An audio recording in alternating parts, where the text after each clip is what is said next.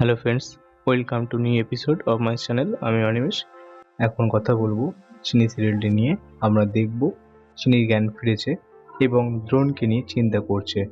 চিনি লুকিয়ে লুকিয়ে রিসেপশনে হলে গিয়ে বাড়ির ল্যান্ডলাইনে ফোন করে।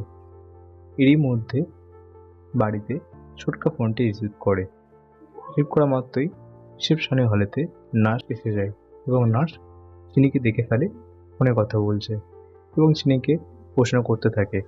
এই সমস্তটি ছোটকা শুনতে থাকে এবং ফোন কাটা মাত্রই অপরদিকে দ্রোণের বাড়িতে চিনির শ্রাদ্ধের কাজ চলছে এবং দ্রোণ কাউকে বিশ্বাস না করতে পারায় শ্রাদ্ধের যাবতীয় আসবাবপত্র লণ্ডভণ্ড করে দেয়।